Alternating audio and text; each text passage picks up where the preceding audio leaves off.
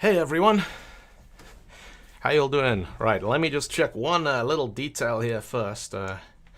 Tell me, friends who are on the chat, or the various chats, how is the audio quality? Because I got one of these. Ooh, look at that. Just hovering up there out of shot.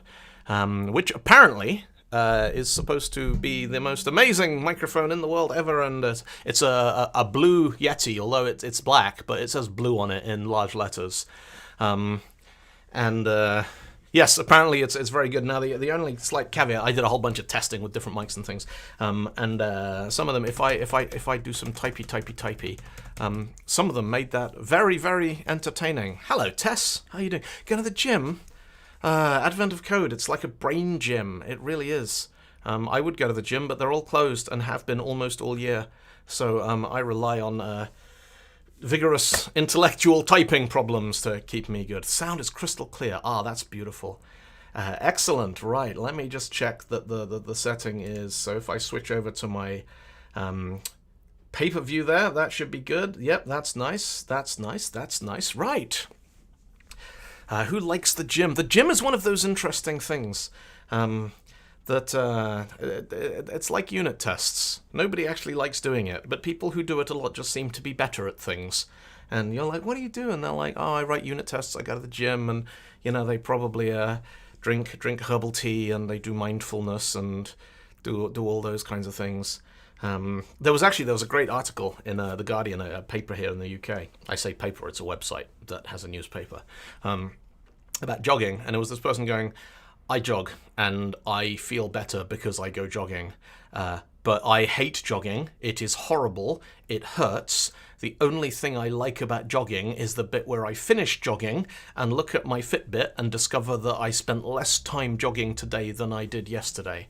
I like sports that you can do on your own with a lot of expensive equipment and nobody wins. I love mountain biking, I love downhill skiing, I like scuba diving. Never been hang gliding, but I suspect that I would probably quite enjoy it. But yeah, I was one of those kids who, when they picked the football teams in school, it was always like the good kids would go first, and there'd be like 10 of you left on the side who were like, no, we don't want them on our teams. And it kind of put me off. So anyway, yes. I'm sure you did not come here for physical health and fitness and sports training tips. We're going to look at Advent of Code, because that's what we are here to do every day live on the internet. And TDD, yeah, TDD is fun, but the TDD is kind of, I find TDD on something like Advent of Code, it's like the abstract problem here is something someone else made up to be difficult to figure out. And, certainly for me, I find test-driven development is one of those things that sometimes it just clicks and sometimes it doesn't click. And there are certain projects I've worked on in my career that literally build tests for every single detail, and they wouldn't have worked any other way. But I do not enjoy it as much as I enjoy just kind of throwing code around and sort of, solving a problem like a sort of Rubik's Cube. You turn it this way and try that and move that back and wiggle that around and see what happens. And, there's people who they just look at the cube for like a minute and then they go, okay, dig, and they solve it. I can't do that, but I quite enjoy the challenge of trying to figure out for myself. Anyway, you catch the airport shuttles at day 15, rambunctious recitation. You catch the airport shuttle and try and book a new flight. Hey, Snail Supreme, thank you for the follow. Oh, and Fragmat's followed as well. I'm getting the hang. I've been watching a bunch of other Twitch streams, and following is apparently a big deal here, so thank you for that. Day 15, rambunctious recitation. You catch the airport shuttle and try to book a new flight to your vacation island. Due to the storm, all direct flights have been cancelled, but this is just preamble, isn't it? You decide to check in with the elves. They're playing a memory game, and they are ever so excited to explain the rules. In this game, the players take turns saying numbers. They begin by taking turns reading from a list of starting numbers. Then each turn consists of considering the most recently spoken number. If it's the first time the number's been spoken, 0.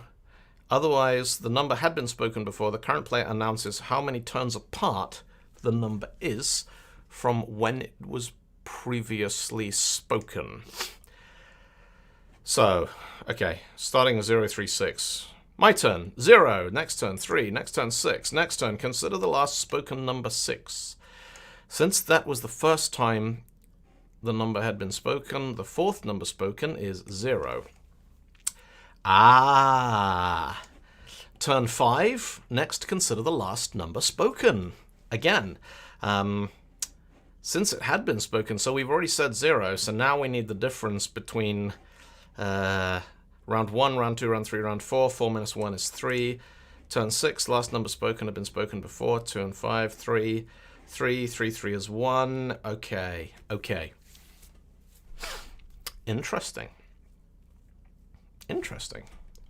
What is the 2020th number spoken? Well, this is kind of fun.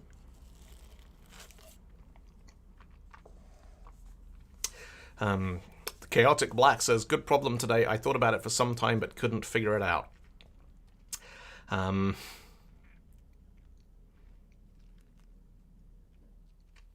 Yeah, we can work with this, I think.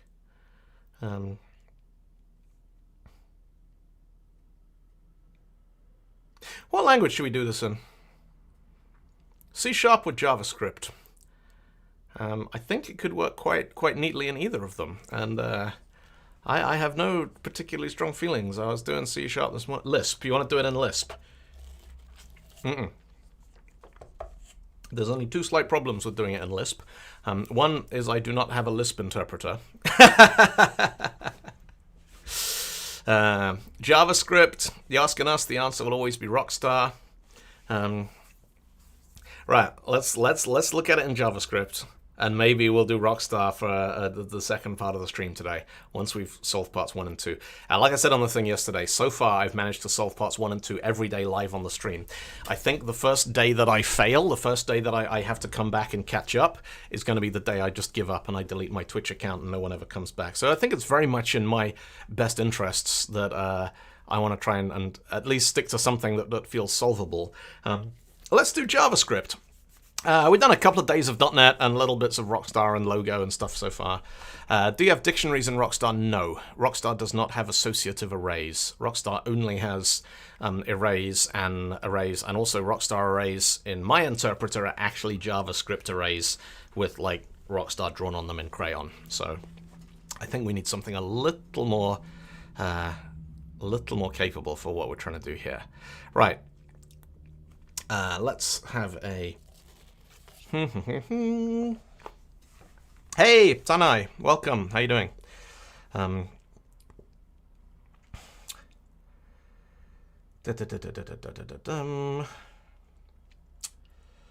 So let's give me a minute. I am gonna see if no, come on, terminal, not terminal. The CD project, CD GitHub, CD advent of code, Mukda day 15, CD day 15, Mukda part 1, CD part 1. I'm just going to have a look. If I can get Jest. Jest is a unit test library for JavaScript that I've been using on another one of my projects, which is actually kind of nice. And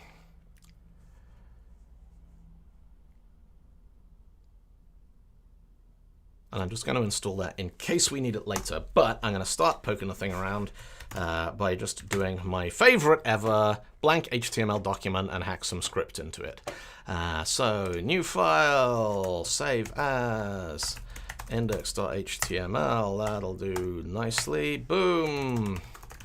Doc type, HTML. I remember when we didn't even have to do that. Head. Title, advent of code. Just let me, I gotta do a thing here, because we're doing it in JavaScript, which means I am lying to people about what it is I'm actually doing here. And we wouldn't want to do that, would we now? So there's that, boom, done. Complete rewrite for part 2 tests. Okay, yeah, let's play around with part 1 in JavaScript, see if we can get something useful in a browser. Add and encode day 15 part 1. Yeah, that's fine. Or use Node. I got Node in the background, but I really like the Alt-Tab, F5 did it work, back to the editor, type some more, back to the browser, F5 did it work. I enjoy that style of development. Also, browsers are fun because they give you, you got a debug console, which is like a REPL loop, which is immediate and interactive, plus you got HTML, and if you want to really get gnarly with it, you got things like Canvas APIs and JSON serialization. I find JavaScript in a modern web browser a really, really fun kind of workbench laboratory place to go and play around with code and stuff. Script source equals script.js, that's fine. Actually, that one needs to be /script, doesn't it? New file, save as script.js, JavaScript. Okay, let's just check we wired up the bits properly. Console.log, it works. Boom. Also, later this evening, I'm going to be doing some HTML or some JavaScript web component development, so this is kind of a nice little warm-up for it. Adam says this was the easiest puzzle so far, but still enjoyable. Interesting. So let me just fire up a... Spark is my little web server. That basically turns localhost, any folder on your local machine, into a web server. So if I now go localhost, boom, and console, inspect that, and I'm going to just stick the console over there. There it is, that side, so you can see it as well.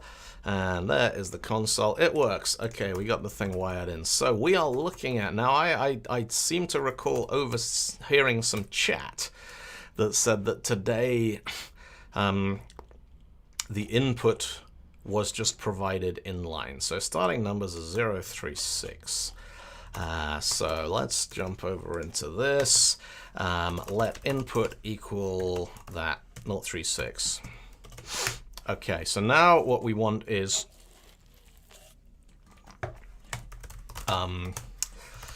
function solve part 1 input, and it's the index of the one we want, isn't it? The 2020th. Now, the first number spoken, so not the 0th, the first. So we're counting from 1. So 1 is the actual input's just above the input box. Yeah. So that's the actual input there. That's tiny. This is going to be evil, isn't it? Yeah, so what I'm going to do is I'm going to write a function works on the test input, and then we can try it against the ones that we got in here. And at that point, it might make sense to do something with jest. But okay, so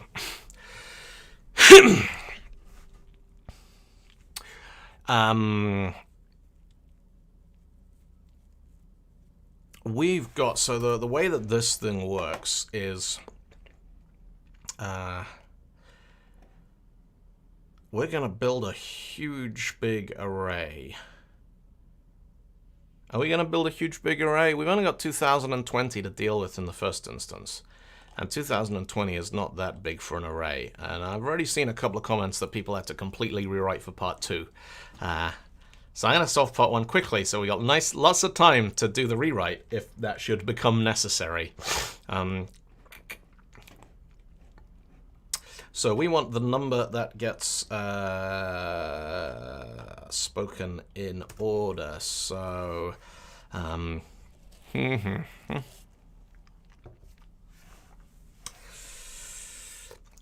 for var let I equals 0, I is less than index I++. So what I'm going to do is I'm just going to start looping and building things, loop and build and throw things together in a very, very big loop function here. There we go. That's a little better. That's fine.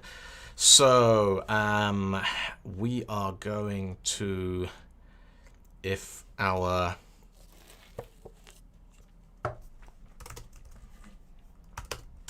I is less than input dot length, we do nothing.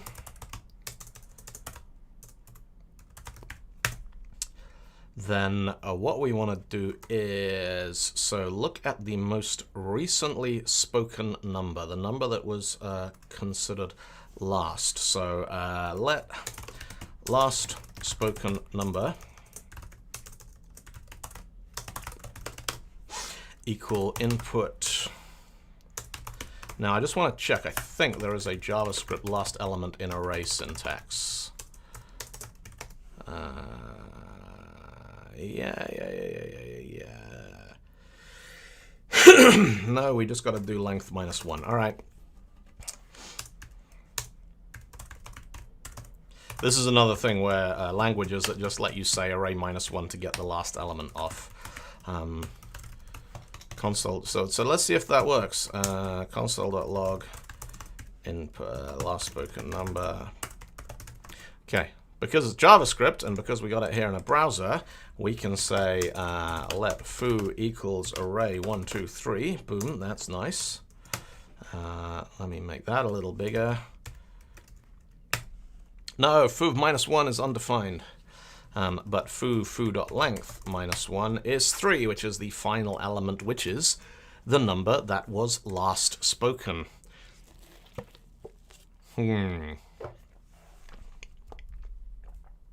Now, at this point, I'm wondering whether we want to do this whole thing backwards.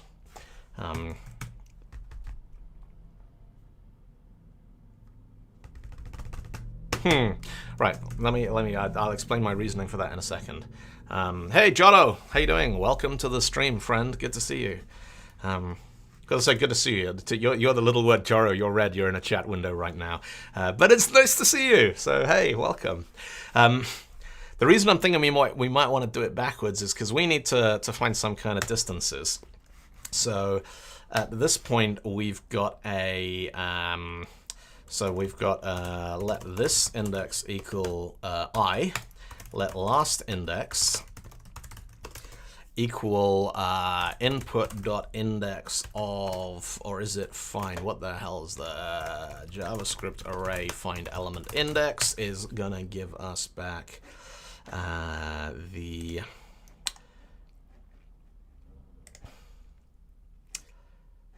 index of is going to give us the first index at which a given element can be found in an array. So what is find index?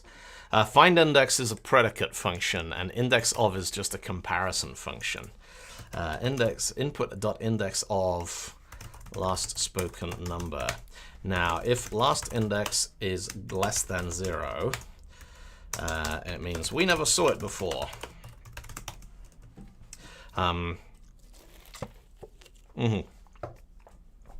Now, the reason why I think we might need to do this backwards, have a look at the behavior that we get here. So if I admin a code, if we have an array that looks like let me CLS that. Clear the console. Okay. So let's say let x equal 1, 2, 3, 1, 2, 3, 1, 2, 3. Okay, so 9 ints in an array. X.index of 1 is going to return 0. But actually, in this instance, if we just got to the end and we got a 3 there, we want to find the distance between that 3 and that 3, right? We want to find that little strip in there. So if we do an index of, it's going to give us this 3, not this 3. So we either need to do a so x dot index of 3 is going to give us that, but we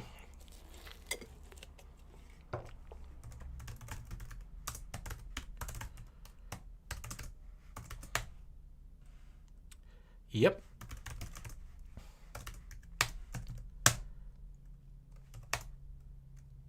Okay, push pushes things onto the front of the array.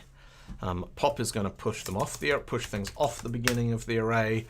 So I'm going to flip my input backwards.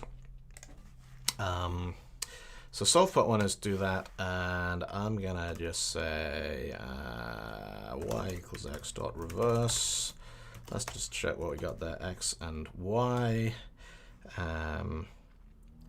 Yep, that's interesting. Does reverse work in place in JavaScript? Quite possibly. There's that, and there's that, 2, 1, 3, 2, 4, there's X. Now if I do an x.reverse, and then I do an X again, I do a 2, 1, 3, 3, 4. Okay, so reverse works in place. Okay, so this function is gonna clobber our input, but kind of who cares? So last index equals last spoken number now is gonna be the input 0.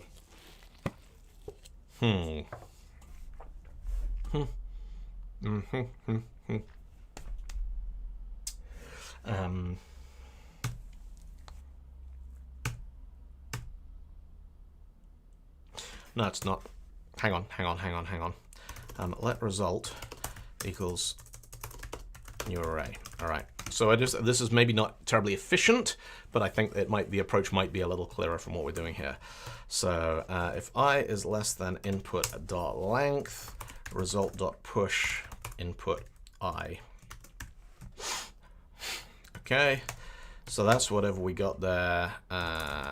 Continue.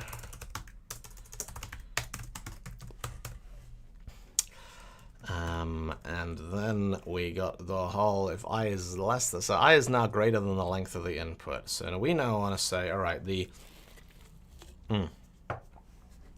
last spoken number we got is whatever is at the start of that array right now. We want to console log that. Then we want to say, let last index equals input dot, yeah, get it working, then get it working quickly.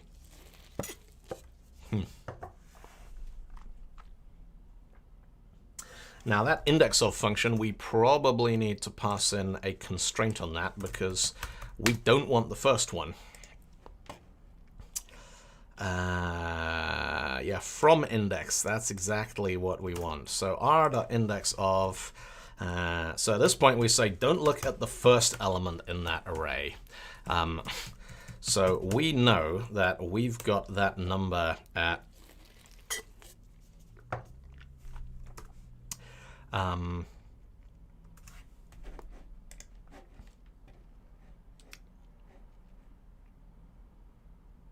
right. Let's walk through how we're going to do this. So,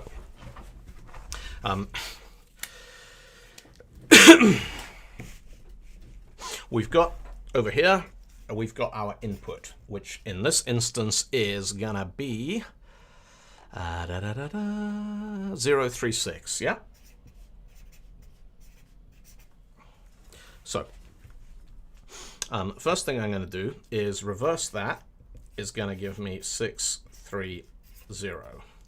Then for each element of that, what I'm going to do down here is I'm going to build a massive array, but I'm going to start at the wrong end. So I'm going to take the 6, I'm going to reverse that, I'm going to go element 0, push that on here, element 3, push that on there, element 0, push that on there. We then get to a point where, so we've gone indexes 0, 1, 2, index 3. We get to index 3 here, we no longer have any inputs. So what we want to do now is we want to look at the first element in this array, which is this one here, which is going to be result 0. And then we want to say, okay, ignoring that one, looking that way, have we seen it before? Has this element ever occurred before? Oh, hey, it's Rabbit. Oh, and Rabbit's got a carrot and a little rabbit. Hello, Rabbit. Welcome. Welcome to Advent of Code, day 15 in JavaScript. Since that's the first time the number had been spoken, so the last spoken number is first spoken number. Hang on. These are the wrong way around. So first number is going to be a 0. Second number is going to be 3. Third number is going to be 6.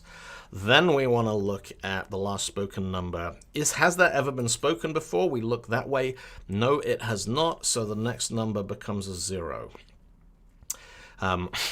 Next, consider the last number spoken, which is 0. So result 0 is now that. Has that ever been seen before? Yes. What is the index of it? Well, that is index 0, 1, 2, 3. That is our index, and so the number we need for that one is 3.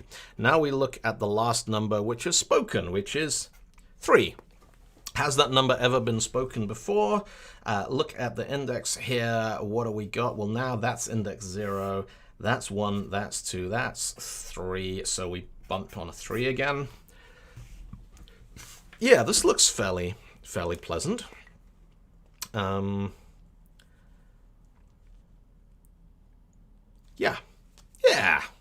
Yeah, right. So, result equals new array. Is that nice? So last spoken number equals result 0. That's fine. And now the only slight caveat in this is that the last index is gonna be that one, but if we don't find it, so for that one, result.push 0, else. Yeah. Oh yeah, thank you very much. Boom, there we go. Result dot. Yeah, got it. Else result. So if the last index is less than 0, it means this index of return -1, which means we've never seen that number before, which means we push a 0 onto the stream. Otherwise, we are going to do a result.push, and that is going to be the last index, because the last index here is actually the delta. So that can go down to last index just in 0, then 0, otherwise last index.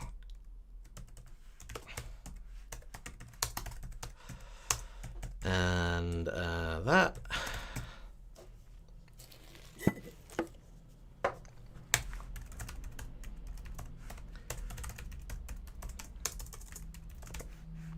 And then console.log result 0. I think. Well, put it this way, it's not that I think it's correct. It's that I cannot... Oh, something has discovered that my JavaScript has got some Node.js associated with it, and it's adding things.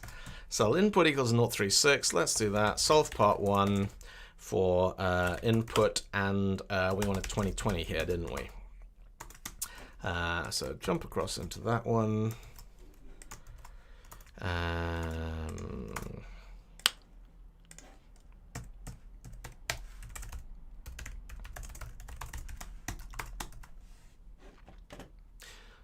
That is pushing a lot of zeros. Ah, that's why. It's because that needs to, I need to look in the result, not look in the inputs.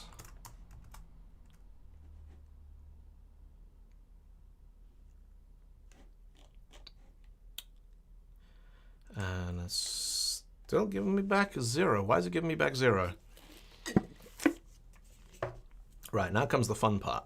Now comes the part where we try and figure out what the problem is here. So, result is a new array, yeah. Let me actually just do the, what was the set of rules it gave us in the input here? So, advent of code, 036, turn 4, turn 5, turn 10. The 10th spoken number here should be 0. Actually, let's go with the 9th one. The 9th number spoken here should be 4. 0 is a potential answer, but I'm looking for 436 because that's what it says the 2020th example is from the input it's given us. So let's have a look at this one. Turn 9 should give us the number 4. So there's that, and if I jump back over here into that one, and I just reload the whole thing. Okay, so what do we got? We got 036, so it is actually replicating our input correctly, right? That's working pretty good so far. But it's gone the wrong way around.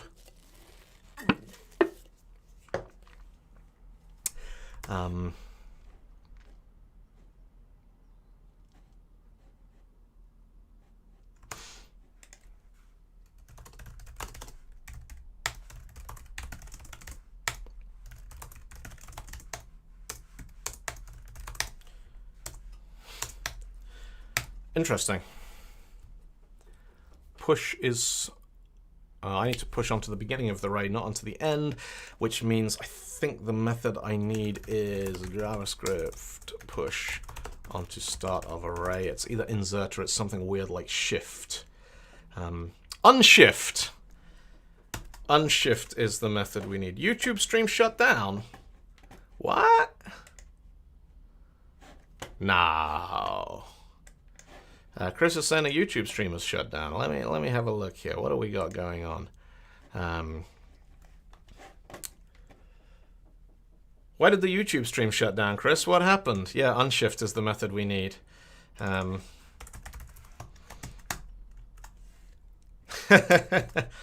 it's the opposite of shift, right? So, yeah.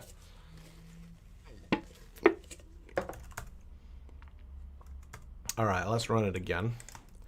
And there's that. The correct answer is now 4. So we start with 630. That's 0, that's 3, that's 6. The next one is 0 pushed onto the beginning. The next one is 3 because the difference between that 0 and that 0 is 3. Then we've got a 3 and a 3 right next to each other. Then the last number 3, the difference is 1. Then the difference between a 1, that's not there anywhere, so it's a 0. Yeah, there's definitely people.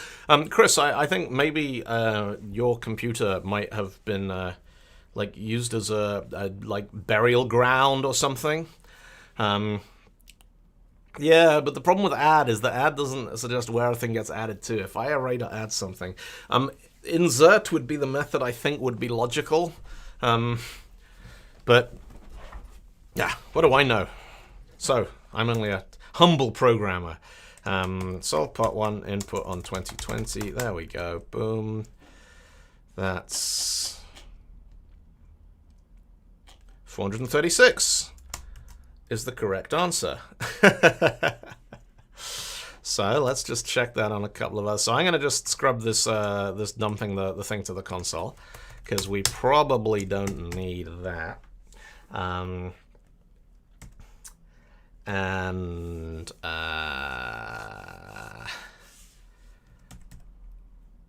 okay, we can crunch this lot up into something a little bit more performant later. So we got a couple more examples here in our advent of code. So 132, that should give us 1, correct?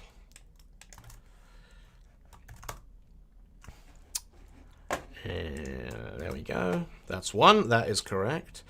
312, that should give us 1836. 1836 is indeed the correct answer. It's that time again when we say, grab our input and see, is this going to work, or are we about to completely and horribly blow up the behavior of our browser's JavaScript interpreter? Boom, 273. Is that the correct answer? Damn, boom, submit. That is the right answer. 34 minutes to do part 1. Continue to part 2. Ah. Ha ha ha ha. Ha ha ha ha ha.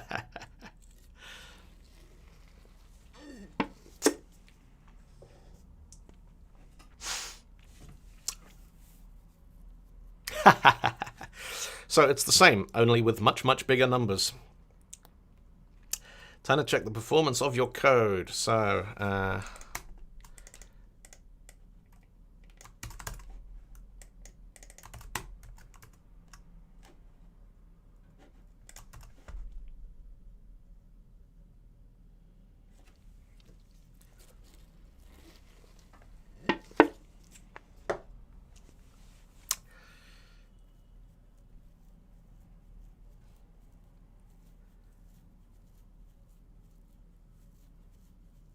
Yeah, that's not going to work.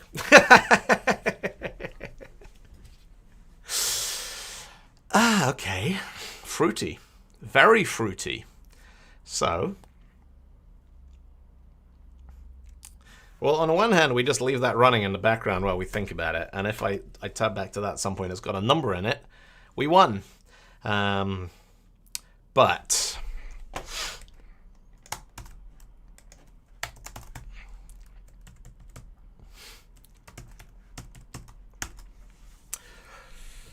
so, how big is that? That's 30 million.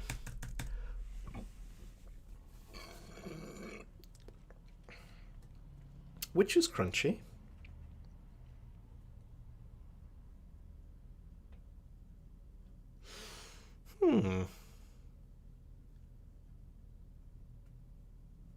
Just out of curiosity, just because I'm sort of vaguely curious, I'm going to cancel that. I'm going to stop that running. I'm going to take that and turn that back to 30. And I'm just, what I'm going to do, I'm going to kill the browser tab, which I already did. But that, hey, there we go. That's nice, right? There we go. All right.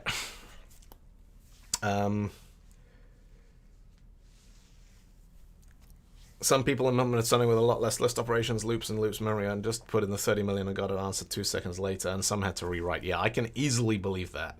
I can easily believe that there's a solution for this. But just out of curiosity, there's our input there. That's that one. So for var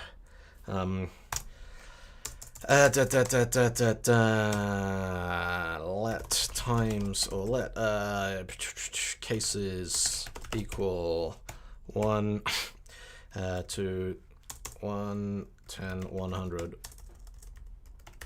1,000, 10,000 for var cin. So actually this is going to be a cases.for each console.log new date dot value of, actually just new date dot to string, and what is there like a big UTC or something we can do? It's to UTC string, isn't it? UTC string, yeah, that'll do.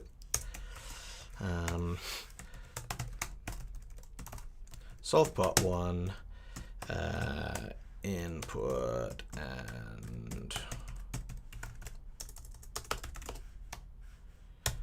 what I'm going to do is I'm just going to get a reasonable idea for how long the 30 million is going to take, because I'm curious.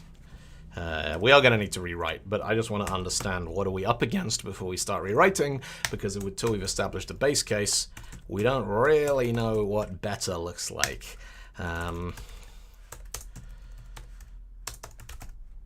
Console.log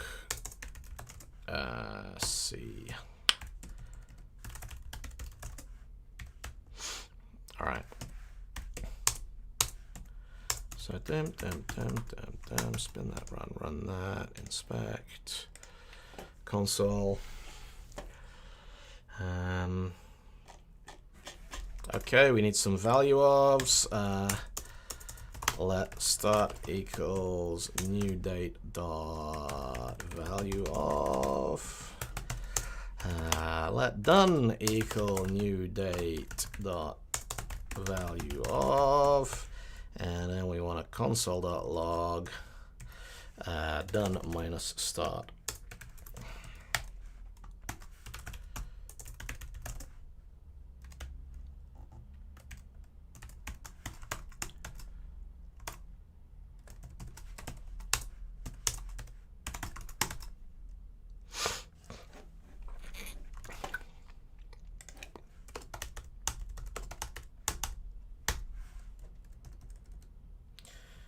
One, two, three, four, five, 1, 2, 3, 4, 5, 6.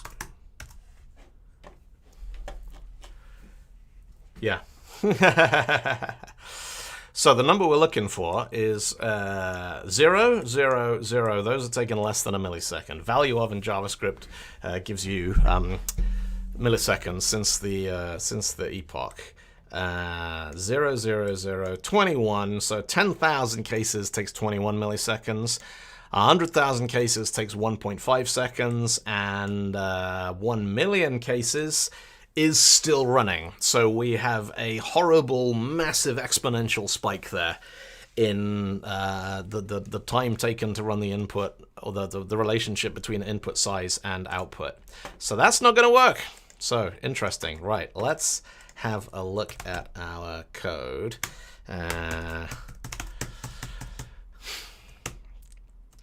So what do we got here? We've got a... So we need this thing, but we need it to run quicker. And to get it to run quicker, we need to completely rethink... Yeah, big O of nope. We put the big O into nope. So function solve part 2. We cannot brute force it. Now what this suggests to me is that we need to maintain some kind of... basically, every time we see a number, we just need to remember where we were when we saw it. Because then next time, we want to just look up and say, well, what was the position of that number there? So I think we can solve part 2, let scene equals new. Now, so JavaScript, for those of you who are not fluent in the beauty of JavaScript, JavaScript has arrays, and JavaScript has hashes, and a JavaScript object. See ya, Tess. Thank you for tuning in. Yeah, JavaScript, you can set a JavaScript array equals new, and then you can just like do this. And it doesn't care. You don't have to tell it how long the array is. It just does. But the second you do that, it creates placeholders in memory for all of the other numbers up to that point. But that's absolutely fine. That's not really a problem. So what we need to do, scene equals new array for that is into that. That's fine. That's fine. That's fine. Yeah. Store the counter when it appeared. That's exactly what I'm proposing to do here. So for I equals that, I is that. So instead of doing the result.unshift, we want to say scene input I equals I. That's it. So we know we saw that number at that position. That's absolutely fine. So then we are going to say, so the last spoken number is going to be, we're no longer talking about building an index, are we? We are talking about, so that can come out. So if I is less than input.length, so let me just switch, have a look what we're doing with the paper here instead. So scenario 2, or part 2, we are now, again, going to look at our input. So we got 0, 3, 6 here. So we're going to start here, and we are going to build ourselves a dictionary, which is actually an array because, yay, JavaScript. That is our key. That is our value. So we have seen 0. We have seen it at index 0. We have seen 3. We have seen it at index 1. We have seen 6. We have seen it at index 2. Ding, ding, ding, ding, ding. What is the next number that we look at? Well, okay, we've run out of input now. So the last number that was spoken is... just remind me how the algorithm works.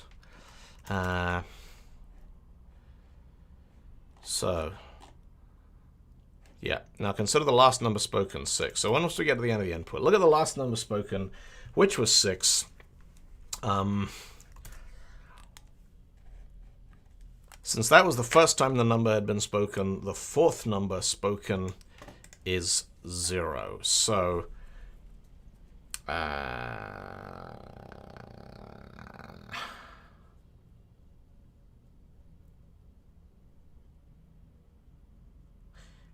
that was the first time.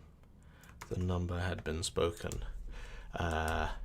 Remember, for the last scene number, you need the last before occurrence. 1, 2, 3, 2. Here, index 1 for the 2.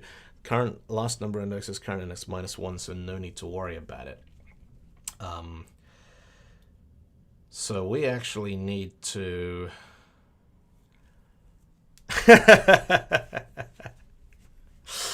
Hang on, let me just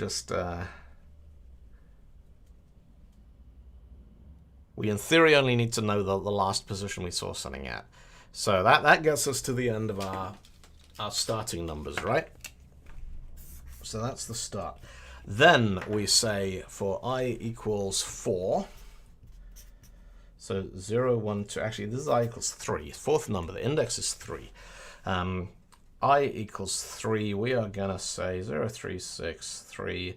Look at the last number we looked at, which is 6. We know what that is because it is... yeah, we capture that. Last number spoken, we capture every time around. So last spoken currently equals 6. When did we last see 6 prior to that? So we need to look now from that point backwards, don't we? But that's not going to help us.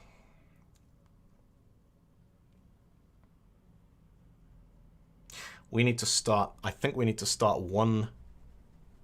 Do we need to start one step earlier? Do we need to start here at a point where we say, well, that's 0, that's 3, that's... So, okay, so we can't do that yet. So we're looking at 6. Have we ever seen it before? No, we haven't. The next number becomes a 0, but we keep track of the fact that the number 6 was seen at index 2.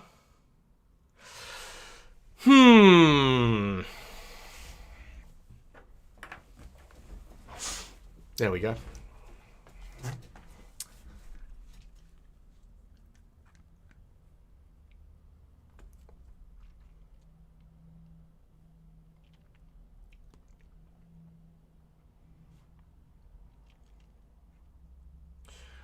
So, okay, we definitely, I think, this thing needs to be solved as some kind of a loop. Hey, Offintor, thank you very much for the follow. Welcome. So we need something, I think this thing needs to be a loop. I think we are going to need to do something 2020, or we need to do something 30 million times. You need to remember, yeah, ls in a separate var and put that index into the map right before the next ls. So, last scene is going to be 6. 6,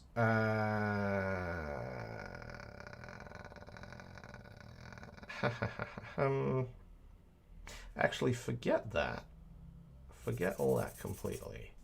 What if we just do the whole thing?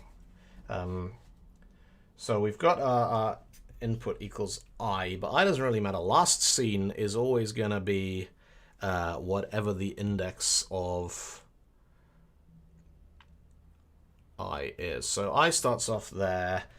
Input of I equals 0. So then for that one, has it been seen before? No. Last scene becomes a 0, and the index then of ls is that, and that becomes 0, 0. We populate that one. The next input I is 3. Has it been seen before? No. Last scene equals 3, and put 1 in there. Next one is gonna be, there's just this weird, you have to kind of change gear when you run out of your predefined inputs. So you got your initial numbers, and then the kind of algorithm thing kicks in, and I'm just trying to work out what we need to do at that point to then be able to do the rest of it without too much difficulty. And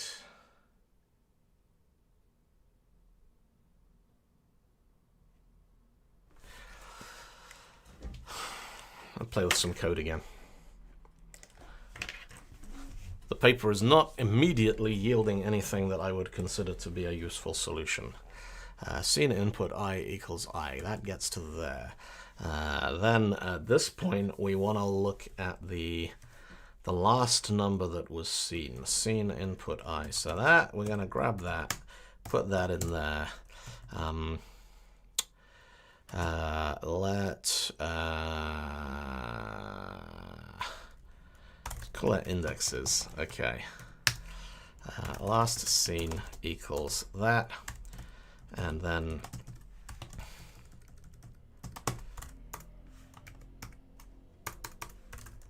indexes of last scene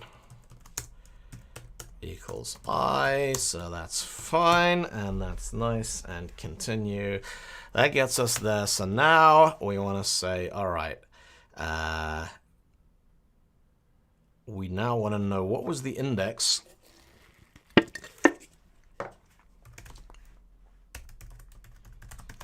equals indexes last scene. But that's not going to work because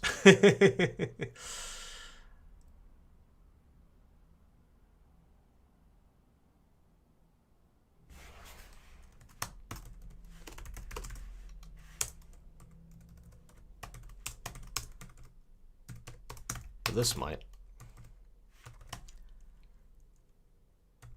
We don't want the array stuff in there, so that's fine. That's all right. Else, last scene at equals the index of last scene, but we don't know what last scene is at this point.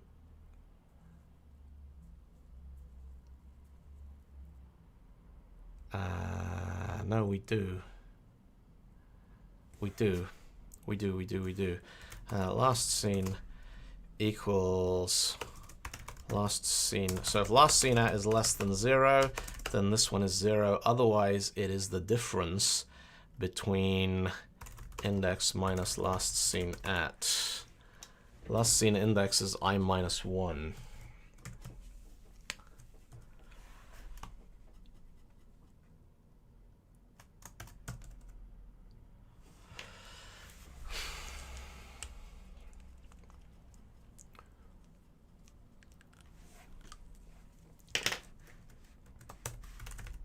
So that's the result we want. Let's do that, and then I'm just going to do a console.table on indexes and see what we get out of that. I'm going to run this because I want to see what it gives. I don't think it's going to work, but it might help me figure out what is going on here. Console, repeat. I'm not calling any functions.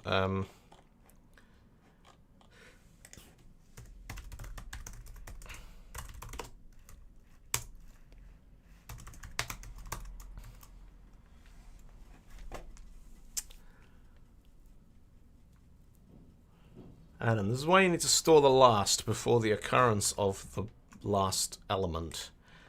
All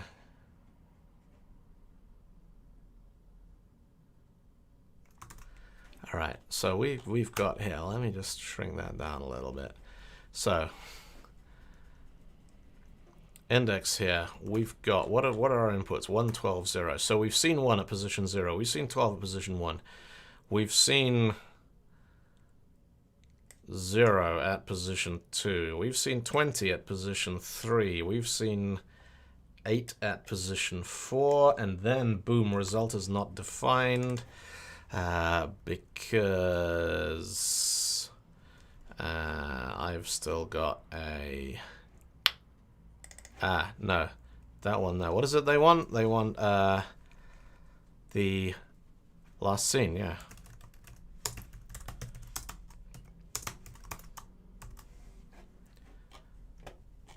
So let me just throw in what were the other test cases we had there. So 1, 3, 2. So let's try that one. 3, 1, 2, 20, 20 should give us 1836.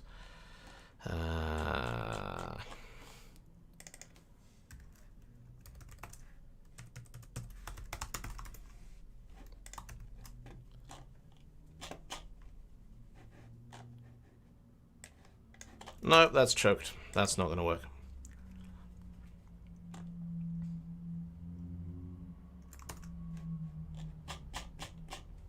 It's nan. Look at that.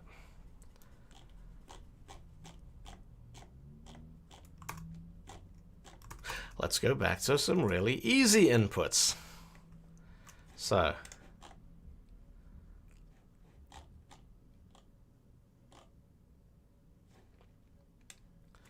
0.36, turn 9, we are expecting 4.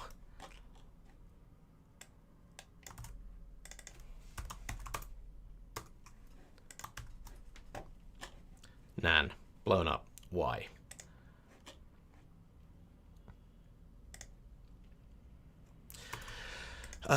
So where's nan coming from?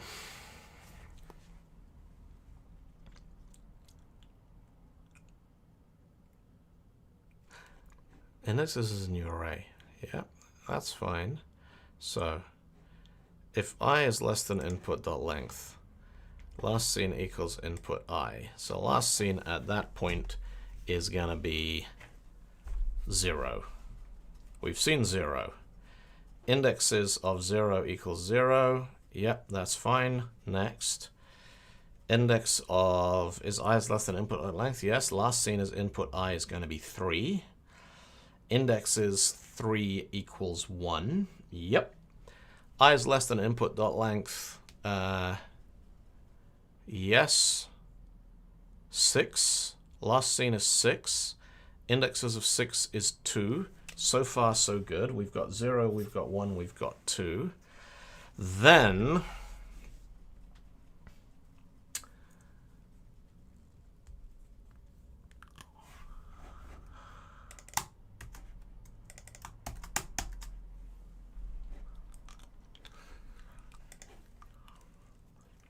we got that. And that last seen at is going to be, so what do we get in JavaScript if we pull something out of an array that doesn't exist?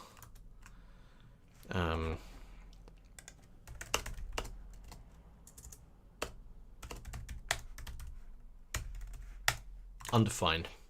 So last seen at is going to be false. So the last seen number there, last seen is either 0 or it is index minus last seen at. So last seen at index last seen, if that comes out false, then it's 0. Otherwise is that one, and then we want to update the indexes to say, so if that number comes out as 6.2, so otherwise last seen at equals indexes of last seen. Last seen in my loop is currently 6. Indexes of 6.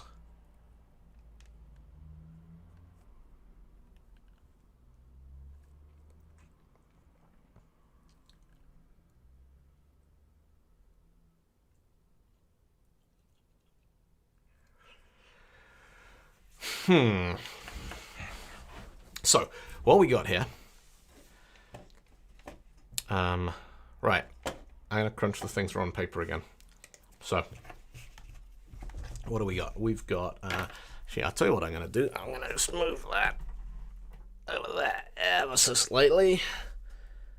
And, oh, hang on, that's got a bit of a wonk.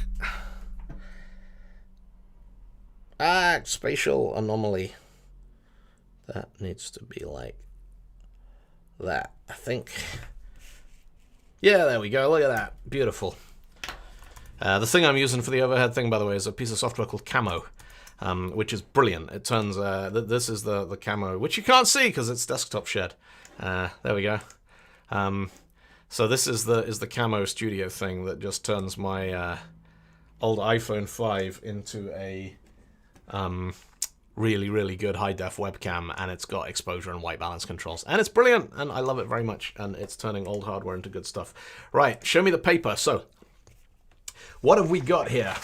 We've got our input is 0, 3, 6. Our indexes is currently nothing. It is this lookup table again. So, the algorithm that we are going to work through here is, if I shrink that down a little bit, does that, vaguely that sort of maybe kind of, is that good or is that too small? Trying to see if we can get both things on screen at the same time.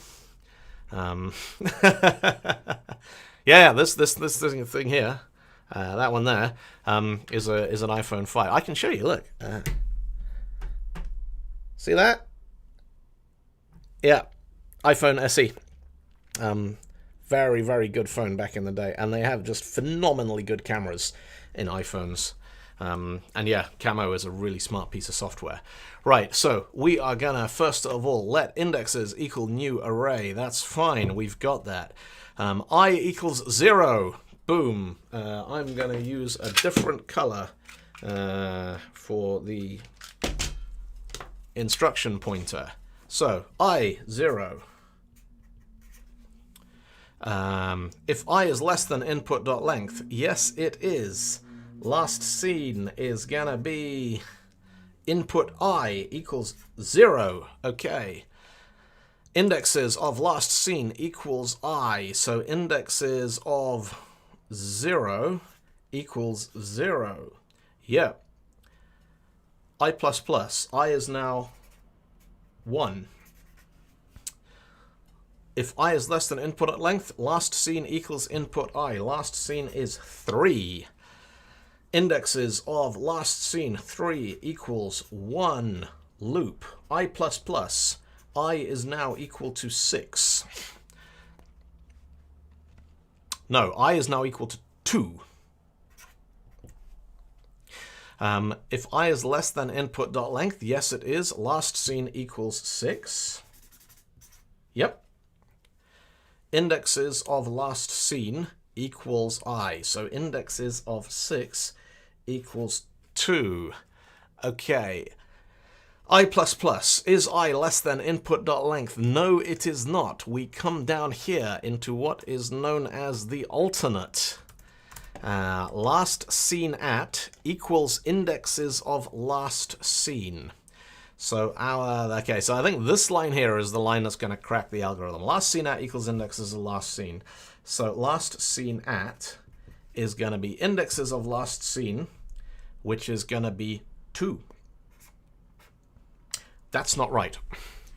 At that point, we need that to ignore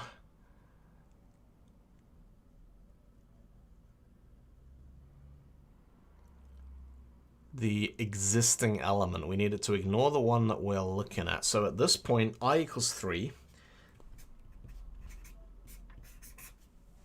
So we've got I is 3. I is pointing over here. We are looking at this element here. That's the one. We want to know what number goes in. Well, no, we kind of want to know what number goes in there. We just need to know what number goes with I at this point. But at this point, yeah.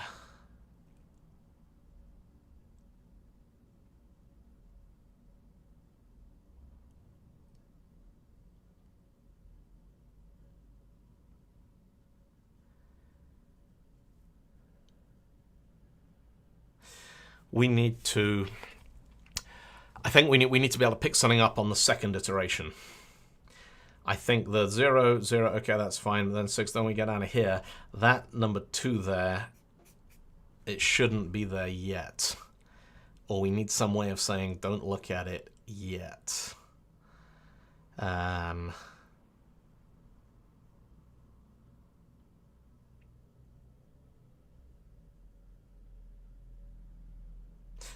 Just let me check the assignment again. My brain is melting ever so slightly here.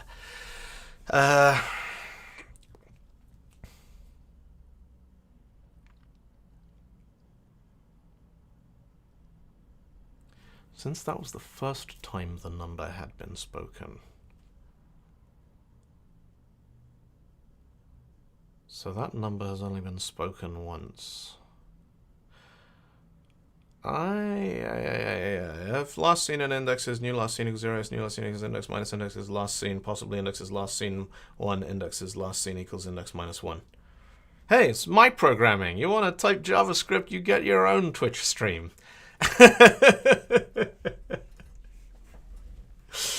I'll figure it out. And if I paste your JavaScript in, one, it's lost all the formatting. And two, I want to figure it out. And I'm doing this because I want to figure it out myself. The help is good, but pasting code is...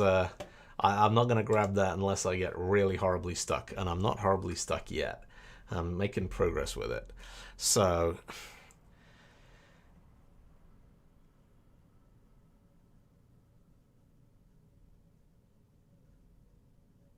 we tried the original with 30 million.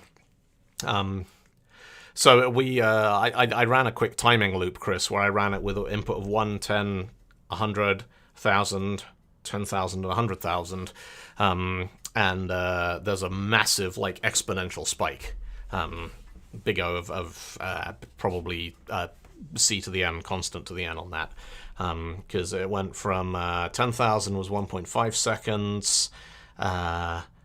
So yeah, 10,000 was like 200 milliseconds, 100,000 was 1.5 seconds, and a million was still running a minute later. But there was very definitely a massively horrible curve in there. So, yeah.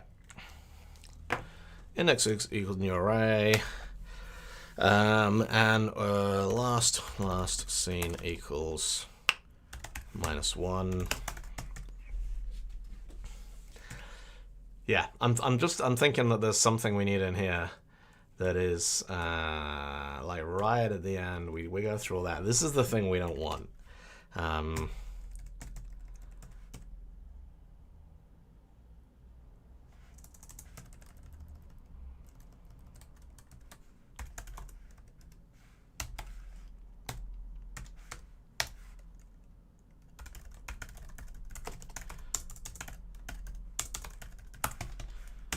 See, I think we want something along those lines.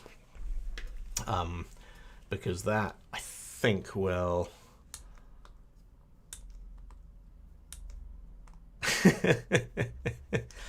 What did you do yours in, Louise? What language? Louise says, I've had a busy day, so I left my code running first thing this morning. It was still running when Dylan's stream started, 8 hours plus. Naive code in a shitty language, admittedly. There are very few actual shitty computer languages. Yeah, okay. I might... I don't know. I've solved problems with Excel and VBA that would have been very, very difficult to solve with any other platform, given the requirements around who needed to run it, what kind of systems those people had access to, and what tools and paradigms they were familiar with as end users. So, yeah.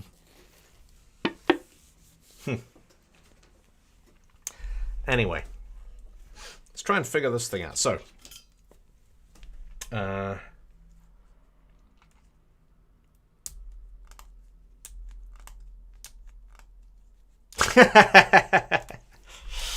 Nah, the code's not shitty. No code is shitty. Some code is just not entirely ideally optimized for the task at hand. So yeah, I think what we want to do in this one here is run the same thing again. So I equals 0. Let's grab the 0. Is it less? That's fine. So at this point, I want to say, just run that. See what happens, actually. I have a sort of sneaking suspicion. That's still giving me duff results. And it's giving me nans. And I don't know why it's giving me nans.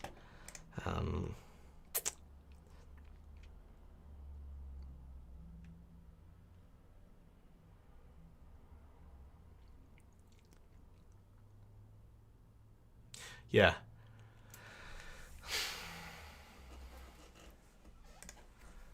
That's exactly what we need to do, is we need to delay adding last scene to the list until we've looked at the next one.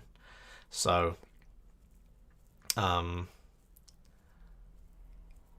leap is a good word. Add it on the next leap with 2 E's, like a cross between a loop and a beep. Right. So,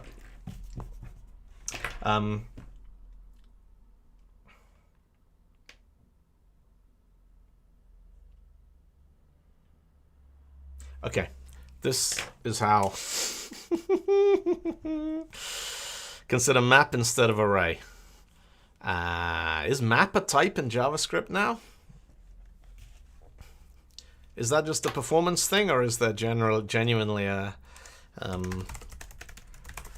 have a look.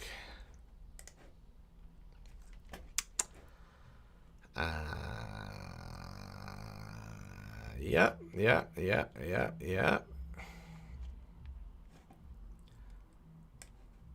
Nan is considered equal nan, even though nan is not equal to nan. Oh, beautiful.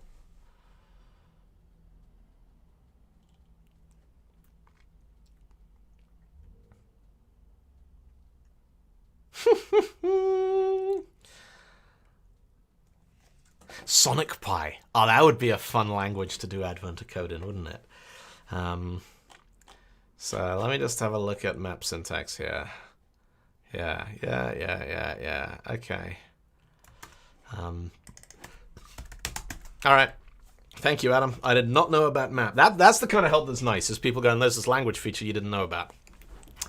Because that helps me learn, and anyone else who's not seen map in JavaScript helps them learn as well. So that kind of stuff's really cool. But I have always been wary of pasting in blocks of code that I don't entirely understand what they do. See you later, Chaotic Black. It's what, midnight where you are now. So yeah, getting kind of late. I don't think we'll be that much longer. I got a good feeling about this one. Take it easy, dude. See you later. Index as new map. Yes. So, right. Paper algorithm. One more time. Inputs 0, 3, 6. First of all, I equal to 0.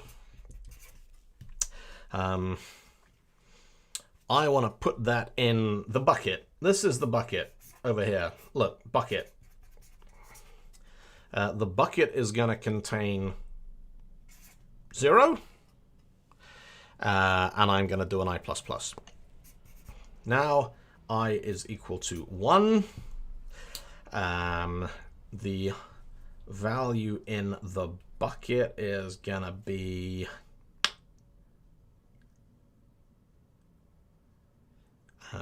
yep, that's fine. Here is our map.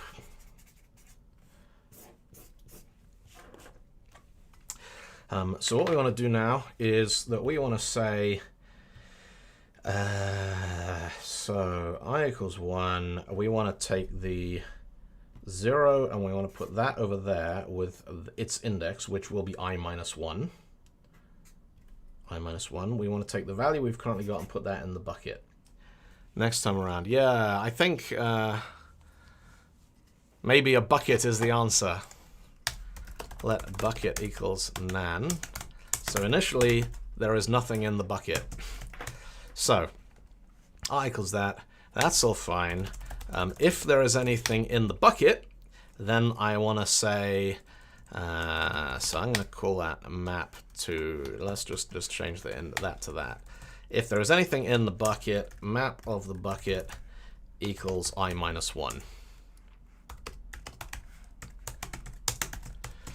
Okay, then I want to say if I is less than input.length, bucket equals whatever is in the input of I. No. This is the ls. Yeah, this is how it works.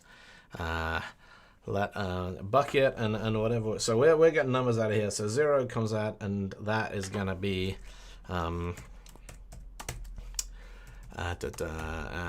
let's just say what's the current one we're looking at? Target equals that'll do. If that is that, target equals that. Otherwise, var last seen at equals map of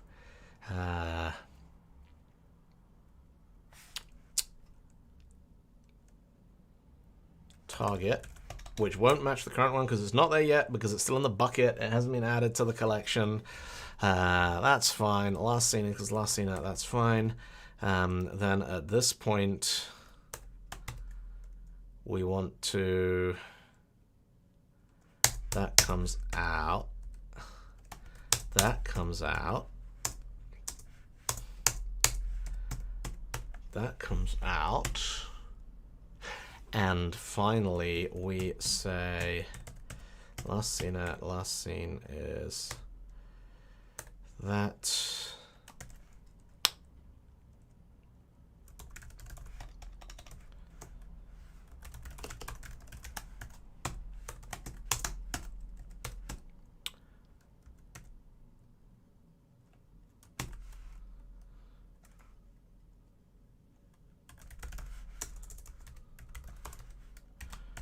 Right.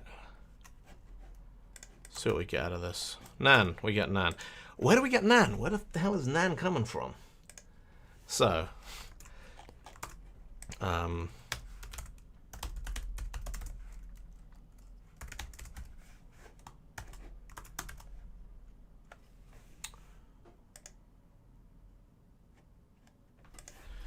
maybe I can console.table map to get a slightly cleaner syntax. All right, so index 3. So last 3 we saw at position 1. That's fine. 0's missing from that. Why is 0 missing from?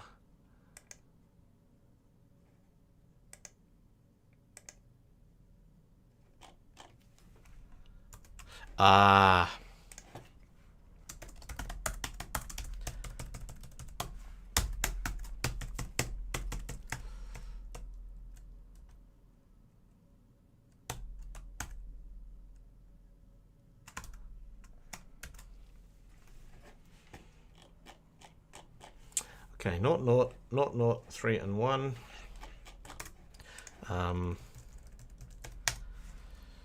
So console.log index. Hey, Archery Luna. We're doing Advent of Code, day 15 in JavaScript. Part 2. Part one we already solved because it was easy, because we only had to solve 2,000 cases. And part 2 we've got to solve 30 million cases, which doesn't work quite so readily with the code that we had going. So I'm going to just console.log the index there. That's nice. I'm going to console.log the map as well. And I'm going to console.log. So bucket contains, that's what's in the bucket. Okay, so first iteration, the map is empty. There's nan in the bucket. Second iteration,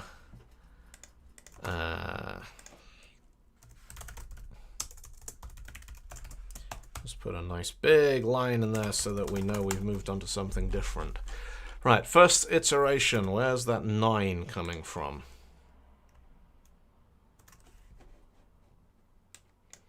Anyone know why we're console.logging 9?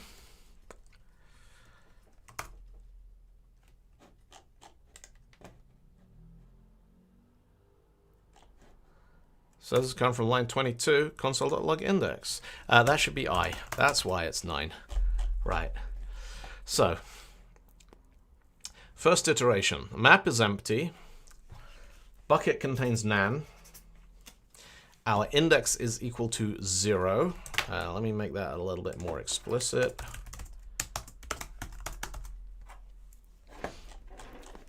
Okay, index is 0, map is nothing, bucket is nan. Index is 1. The map now contains 0, goes to 0, which is correct.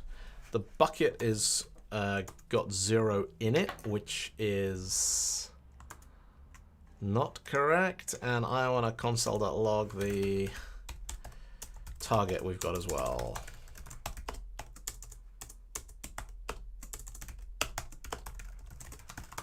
How are we doing here? All right, so we start off. Our target is this one here. Boom.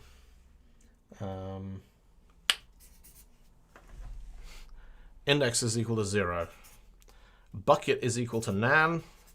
Map is empty. First iteration. Index is now equal to 1. Yeah, that's there.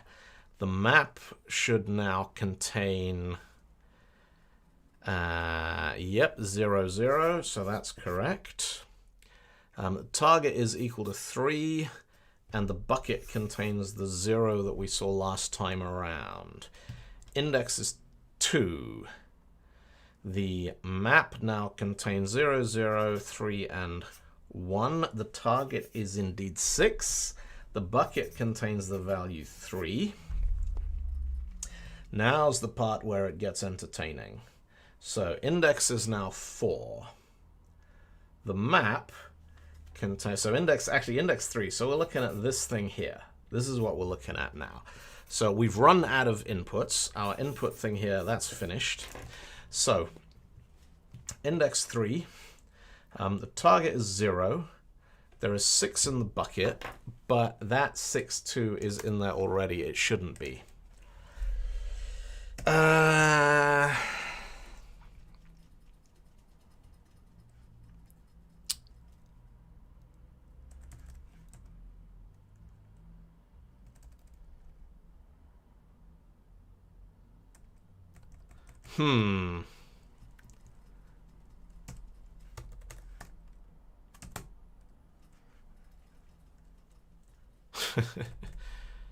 I do enjoy YouTube chat, and I have very little idea what's going on, but it's nice to know you're out there.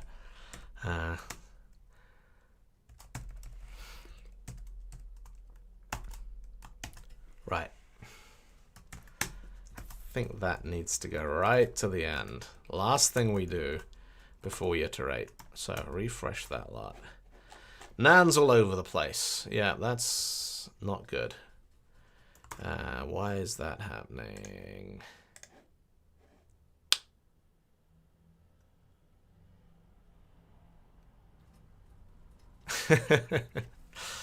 See you later, rabbit.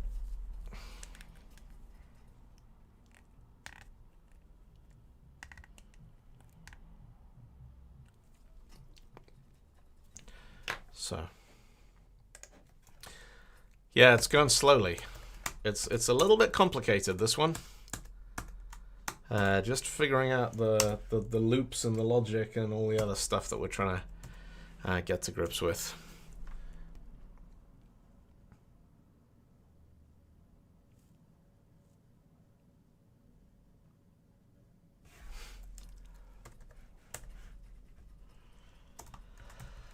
Okay, so that one's fine. That one's fine. Put it in the target. Otherwise, last seen out equals the map of the target. If that return anything, what does map give us for an element that doesn't exist? Let's just try a come on, console. Let map equals new map. Okay, map 123 is undefined. That's nice.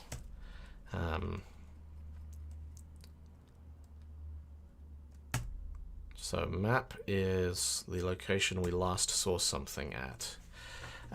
If something has never been seen before, the target, the input that gets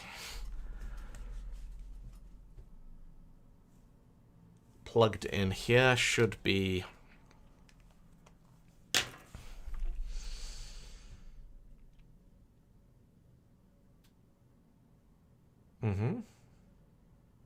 right.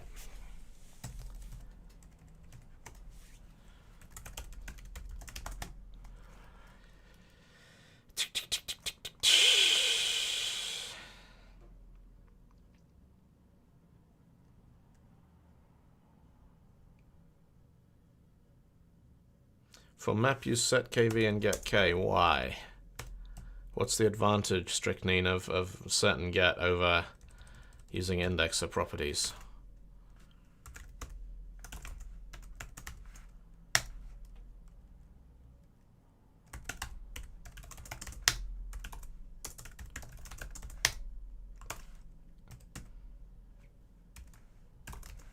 I mean, yeah, we can do that. I don't think it'll fix what's wrong with my program.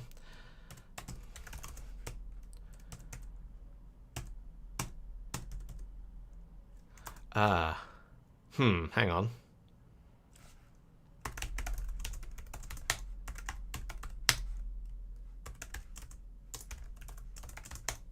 Holy crap!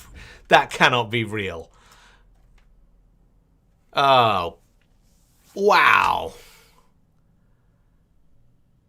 Oh, yeah.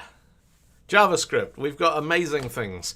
But the amazing things need to be compatible with the stupid things that we did 20 years ago. I do a lot of .NET stuff, and people sometimes they're like, oh, .NET's legacy. I'm like, JavaScript is 7 years older than .NET. Don't you come down here and tell me that .NET is a legacy platform when JavaScript is still supporting things that Brendan Eich thought was a good idea for 9 days in 1995, you know? Right, map set bucket. That is special. I mean, I'm glad I learned that today. All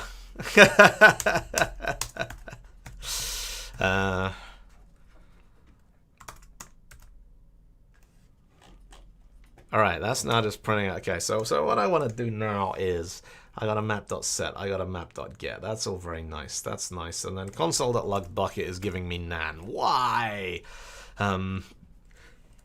Because bucket needs to be set to something. Now target here is invariably, I like JavaScript a lot. It's like I was saying, about VBA and Excel. JavaScript is the native scripting language of the web browser, which is on pretty much every piece of electronics you can buy on this planet right now. And the ability to write a little bit of code, stick it on a website somewhere, and anyone in the world can come along and just run your program by clicking on a URL. That is amazing. Like, that is properly amazing. And it's not like they can run the program on your server that you have to pay money for and you give them the answer. It's you can run code on their computer anywhere on this planet just by writing it in JavaScript. And that is fantastic. That's really, really cool. But yeah, it does have some slightly odd language capabilities about it. Right. So, 0. Index ++, yeah, that's fine. If I is less than input.length, grab whatever we've currently got. So that's the 0, the 3, the 6. That is going to be our target. This is nice. This is not a problem. Otherwise, last seen at can be lettered. The language used for the browser was almost Python. I didn't think Python was that old. When was Python first kind of postulated? 91, Guido van Rossum, 1991, Python 0.9. Yeah, no, JavaScript was I know it could have been a lot better. I have a talk, which is an alternate history of the World Wide Web, where I talk about what would have happened if the market pressure from Sun Microsystems hadn't made them turn JavaScript into the sort of Java lookalike language it ended up being. What if Netscape had hired Paul Graham and he'd put Lisp into browsers back in 1994? And it's like, yeah, that's easy. We've got async built in. We've got S expressions. We got Lisp manipulation. All the people who had to learn to program to build websites would be Lisp developers now. That's a pretty interesting world. That's a...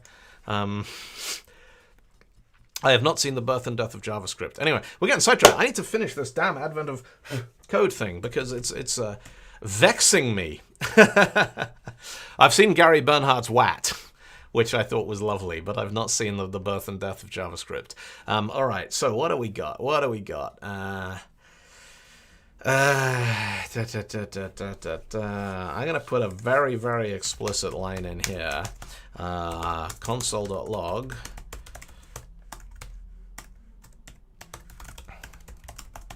I am adding to the map. And this is going to be bucket, and it's going to be I-1.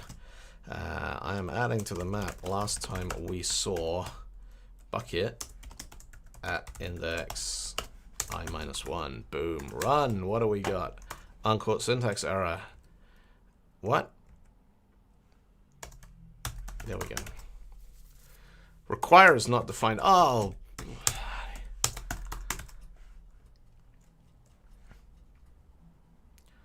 All right.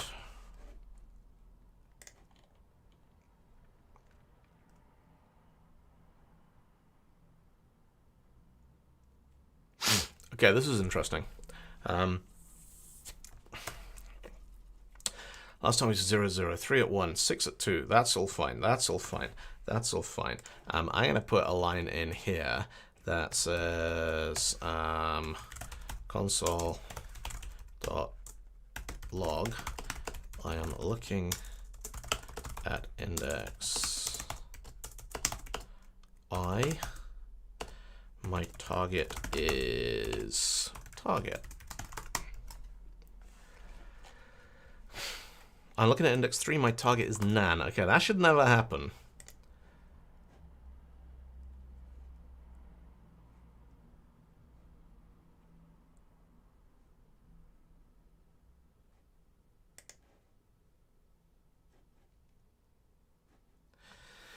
That should never happen because that assignment line in there is doing the wrong thing. All right, let me hit a debugger on that and see why that's blowing up. Yep, that's fine, fine. Yep.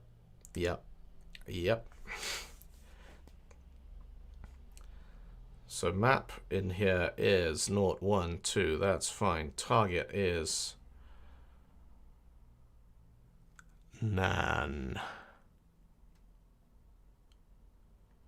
Does map.getNan give you nan? Is there some horrible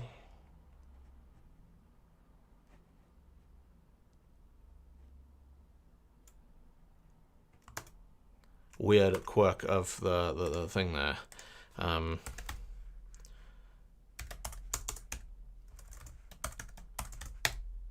Okay, map.getNan is undefined. That's fine. Could you remove the paper view? Yeah, let me go back to the code here. All right, so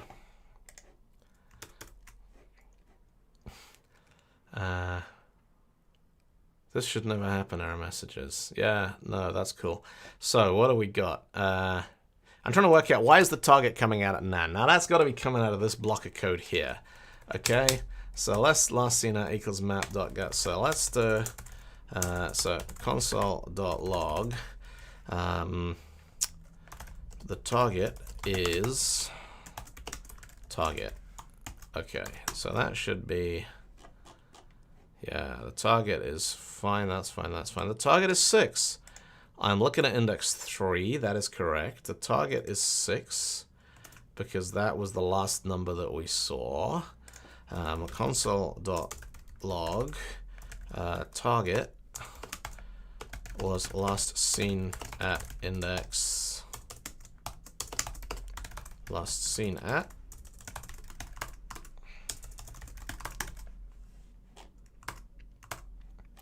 Undefined. Okay.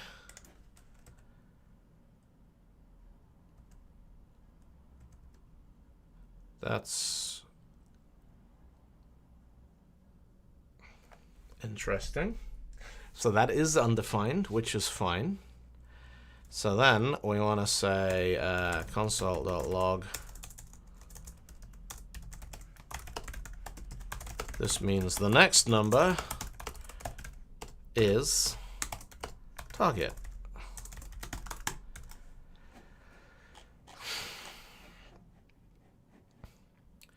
That means the next number is nan. So this expression here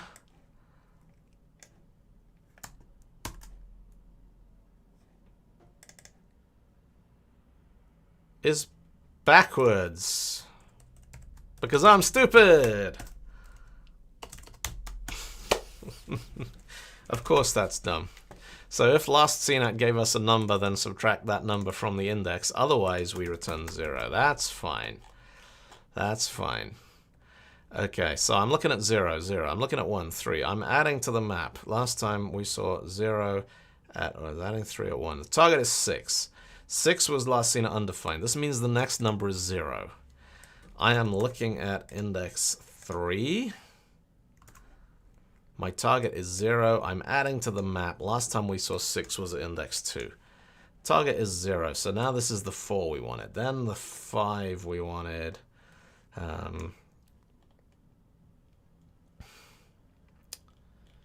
Yeah, so let me just run that against some test input. 036, turn 9 should be 4, turn 10 should be 0. Turn 9 should be 4. How many iterations? Hey, Jono, I'm stuck. Well, I'm not stuck. At no point have I got completely stuck. But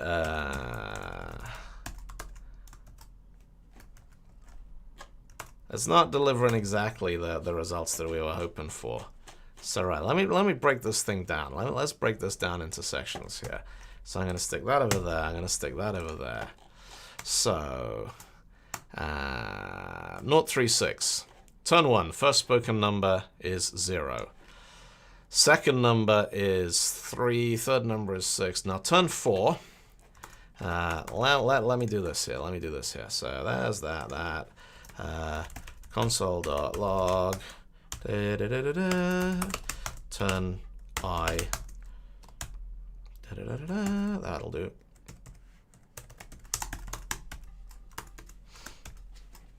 Requires. No, bloody hell. Console is not defined. I see what's happening. Watch this. If I put in a big C by mistake and I save it. That was working a second ago. There's some clever thing that is injecting useful pieces of Node.js. Okay, so turn 0 is actually turn 1, isn't it? So that should be turn I plus 1. Let's map through what I've got versus the input they've given us. So turn 1. First number spoken is a starting number 0. That's a 3. That's a 6. Turn 4. The target is 6. Since this means that it was the first time, last seen undefined, this means the next number spoken is 0. Yes. I'm looking at index 3. That's fine. And then we are adding to the map the fact well, last time 6 was 2. Let's look at turn 5. Boom. So turn 5. The target is 0. 0 was last seen at index 0. This means the next number is 0, which is not correct. Last seen at index 0, which means the next number is...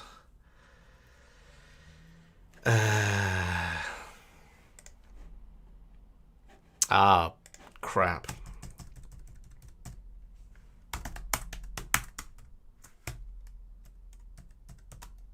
Hang on.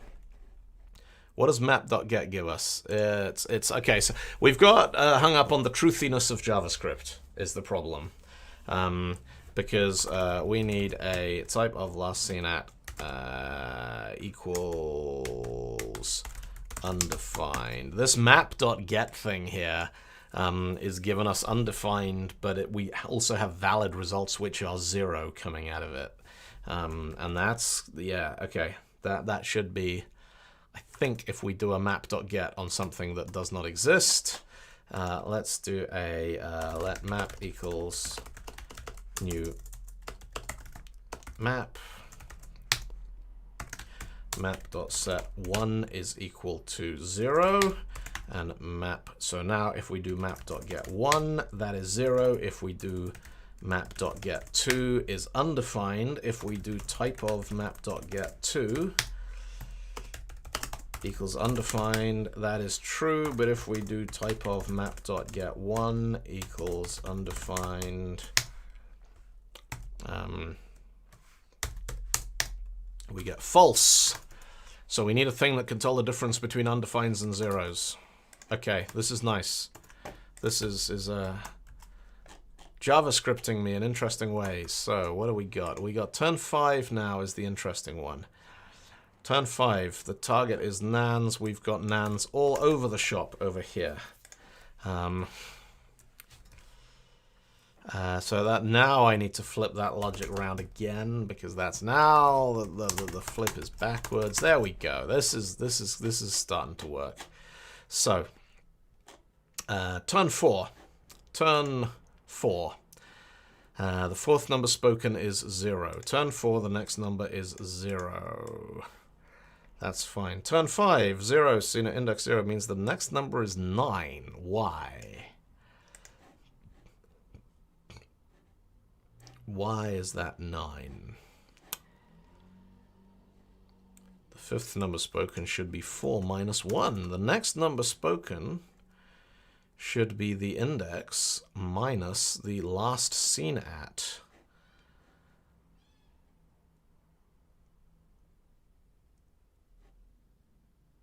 Now, in this kind of case, okay, turn 5, target is 0.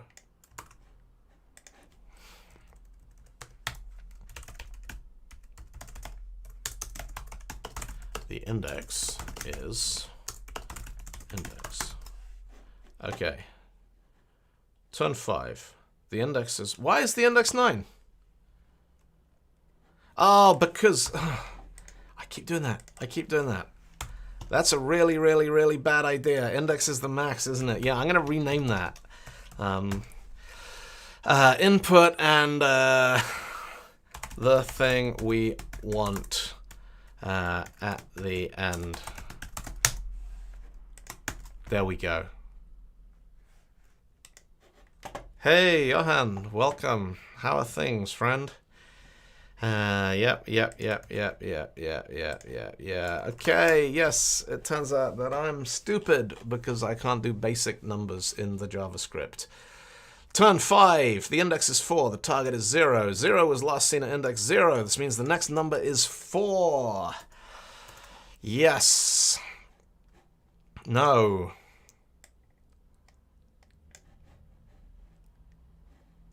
The turn number when it was last spoken. No, that should be correct. Yeah. No, I'm a big fan of very, very clear variable names. All right, so turn 5. Here we are. Consider the last number spoken. 0. That's fine. Now turn 5. The index is 4. That's fine. The target is 0. 0 was last seen at index 0. Now the fifth number spoken here should be 4 minus 1. All right, so index 4, my target is... So there's some confusion in the assignment between turns and indexes. So that there should actually be... I minus last seen at, but we really need to add... I could be explicit, and I could just say turn number equals I plus 1 in every case, so we always have a... so that'll be I plus 1 minus last seen at. Okay, so turn 5, index 4, target 0. 0 was last seen at index 0. This means the next number is... It should be minus 1?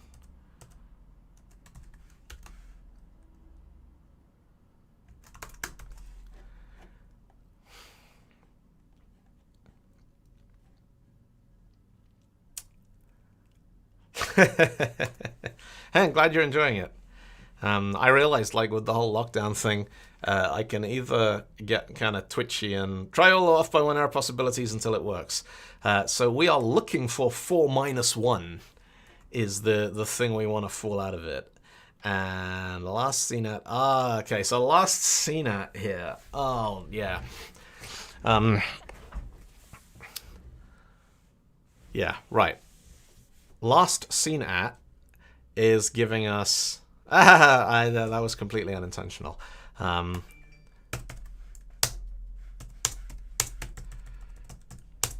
We get a nice little thing out of that, because it turns out that the turn numbers are not the same as our indexes, because the indexes go 0, 1, 2, but the turns go 1, 2, 3. But because we're skipping it by 1, the thing we need to put into the bucket for turn 4 actually happens when the index is gonna be 4, because complicated, but that'll be turn 5. So the bucket for turn 4 gets put into the map on turn 5 when the index is 4. So if we do that, yeah, could modify the style loop, start at 1 and have them match. No, I couldn't, because if I do that, I need to offset for this chunk here, where we need to get the numbers for turn 1, 2, and 3 out of array indexes 0, 1, and 2. So, I mean, the only other thing we could do is we could pump a nan into the beginning of the array and just start the whole thing at 1, and that might make it a little easier. But let's see if we can get something actually running here. So what do we got? Turn 5, run it again. The index is 4, target is 0. 0 was last clean at 1. This means the next number is 3. That's fine. So turn 6. The last number spoken had been spoken rapidly. The sixth number is 5 minus 2. 3. I'm just going to put a line in there, which means the next number is, so I'm going to break this out a little bit more. So if type of last seen equals undefined, console.log, never seen before,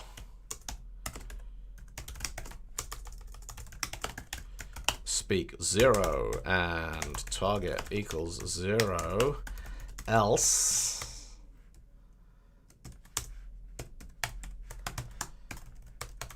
console.log, next number is I minus last seen at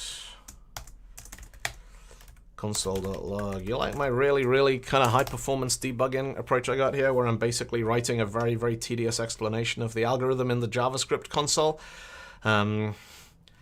Console.log, so target equals I minus last seen at, and console.log target, so that'll be speak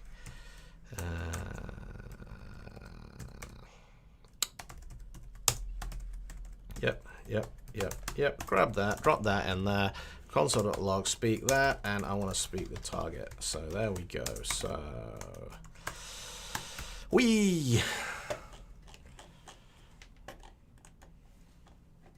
there we go, and we've now got a turn 6. The last number spoken, 3, was last seen at index 2. So the sixth number is 5 minus 2, which is 3. Turn 7. Since 3 was spoken twice in a row, seventh number spoken is 1. 7. 3 was seen at 5. Next number is 6 minus 5. Speak 1. 1 is new. The eighth number spoken is 0. Target is 1. 1 was last seen at never seen before. Speak 0. Turn 9. 0 was last spoken on 8 and 4. So speak 4. Yep, that's right, that's right. 4 is new, so the 10th number spoken is, I didn't have line turn 10 in here, so the output of that should be 4. Yeah, that's fine. All right. So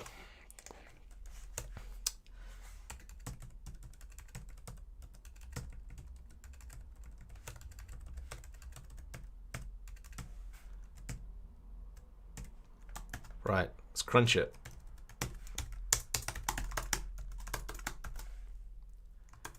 Take out a whole bunch of stuff. That should be, yeah, that's turn 10. Take out those two. 0 in there.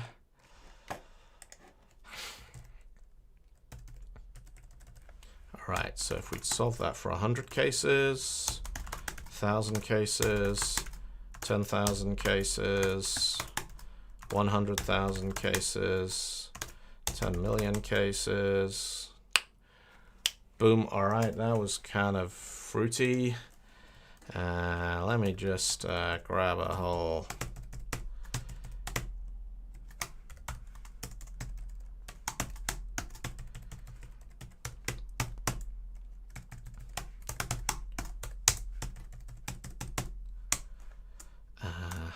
yep.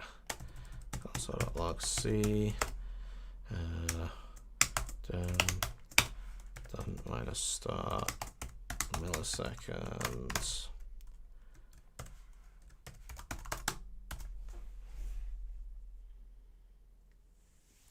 Cute.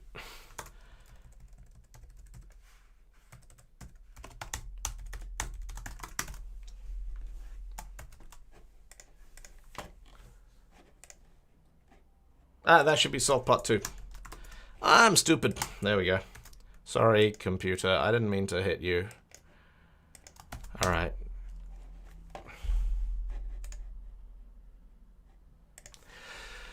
Console. All right. That looks like a much nicer and calmer and friendlier. It should produce the correct answer for part 1, but I just fed 10 million into it, and the solve part 1 function had not been optimized, so it blew up again. So let me just check this.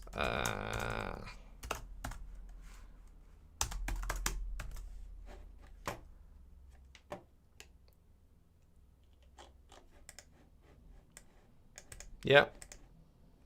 Now that's still spinning there.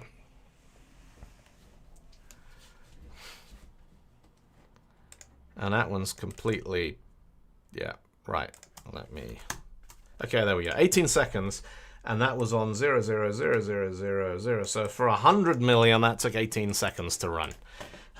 So we should be able to plug in my real input here, which is that one there. And we want to solve part 2 on input, and the elves wanted, what was it, 30 million? Let's check the specification. So that's thousands, millions. Yeah, 30 millionth number spoken according to that one. Boom, run that, and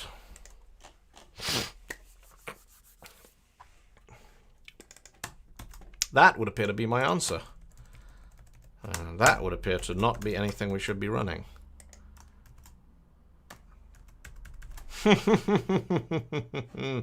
What the hell? YOLO, paste that in, see what we get. Boom, submit. That is the correct answer. Look at that. 1 hour, 52 minutes, parts 1 and 2 in JavaScript in a web browser that I only killed approximately 5 times. I'm good at killing web browsers. If you go and have a look on codewithrockstar.com, one of the really fun things about building that interpreter was allowing basically building an interpreter in a web browser that could run infinite loops that you could stop by clicking a button in the browser. So the whole interpreter, how do I feel about day 15 part 2? It's kind of fun. I didn't mind that too much. It was a nice contrast between like the just build a massive list and keep track of everything as you go, and you know, iterating along, because we're still running a 30 million iteration loop. It's just we're not actually building anything.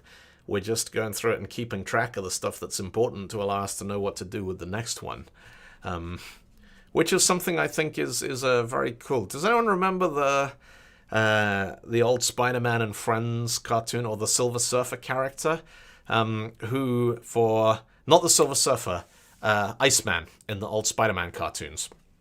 And Iceman had this slightly dubious thing that he could throw ice in front of him that he could skate along, and he could do this in the sky, and it melted behind him.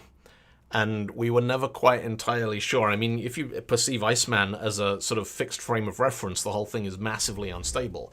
But this kind of thing where you're sort of bouncing along 30 million elements in a list, and at each given point you're like, give us just enough data to keep going, but don't worry too much about keeping track of the whole list behind us. I kind of like it. It's fun. Yeah, that was nice. That was interesting. So what is it? Tuesday. Tomorrow, usual time. Thursday I'm going to have to stream at a different time because I am performing live at a Christmas party. Because so I'm going to be turning my room into a studio and doing music and comedy and playing guitar and stuff live over the internet for a bunch of mobile developers who are doing a Christmas party thing, which should be kind of good fun. So yeah, Thursday the stream may be at a different time, but I'm going to try and get everything done. I may bump that one to a little later in the evening. Yeah, Friday will be back as normal. It's day 15 every single day so far. This is the furthest I've ever got in Advent of Code. With a little help from all of you, of course, and some fun tips about JavaScript maps and all that kind of stuff. Anyway, I'm going to sign off. Tonight is the last night in the whole of 2020 that the pubs in London, the greatest city on earth, are allowed to be open. And so, because I am British, I am going to go and sit outside in the freezing cold in December, and I am going to drink beer, is what I'm going to do, while I still can. Thank you for tuning in, everybody. Let's find somebody and raid them. What is the greatest city of them all, Chris? And why is it Kiev?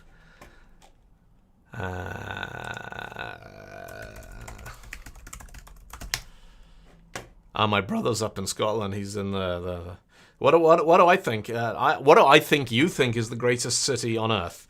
I think you probably think it's Nottingham because you live there. Yeah.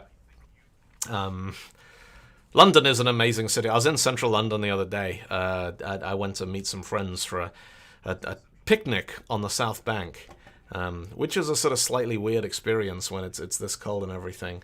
So what do we got? We got I develop things is doing stuff. Let's raid Fritz. C# Fritz. I like C# Fritz. He's a good guy. So we're gonna go and raid Fritz's stream. So raid C# Fritz, because you get your .NET fix. Because I love New York. New York's an amazing city, and there's this thing they used to talk about called the Crescent, which was this idea that like Los Angeles, New York, London, Paris, Milan, Tokyo, Sydney. Basically, people who live in that crescent of cities have more in common with each other than they do with the rest of their own countries. Which I always kind of liked, because I sort of like that city dwelling gives you a completely different mindset kind of idea. Anyway, let's go and raid C# Fritz, gang. You get your .NET fix, because it's been 100% JavaScript over on my stream for today. Thank you all for tuning in. That was delightful. I'll see you all same time tomorrow, 4 o'clock UTC. Take it easy.